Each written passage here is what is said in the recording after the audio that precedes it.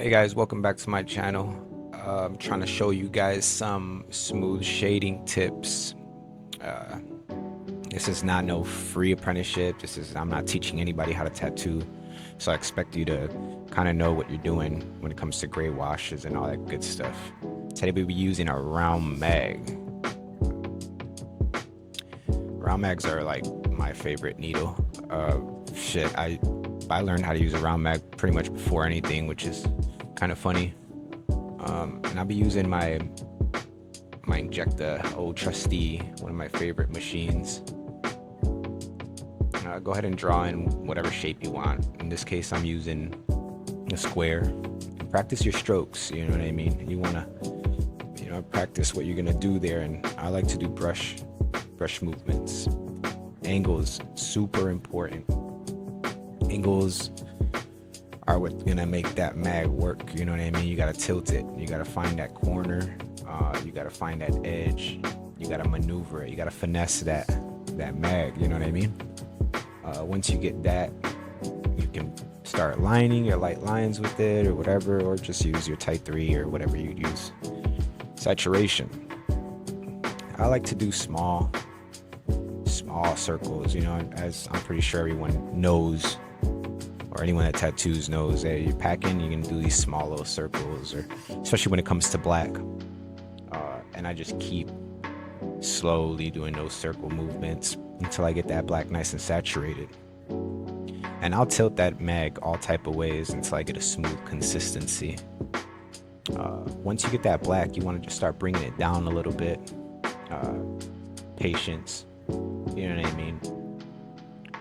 Work slowly. You'll get it. Hand speed and voltage, probably one of the most important parts of any aspect of tattooing. You want to make sure that your hand speed matches that voltage at all times.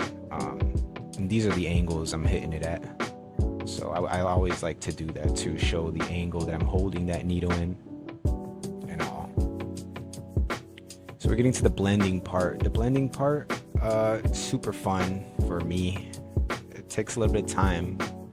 I don't want no hard lines, so I use the mag. I tilt it, and I make those lines nice and light, and I brush right off of that. You know what I mean? Right into the black. I go back and forth, making sure there's no gaps, and pay attention to your hand pressure. I like to feather this in when I'm trying to get that light tone. I could probably do this whole thing with just pure black, but in this case I'm using a lighter tone to make that light gradient. And take your time. This is not no race. If you want smooth blends, if you want that nice milky look, you're gonna have to take your time with it.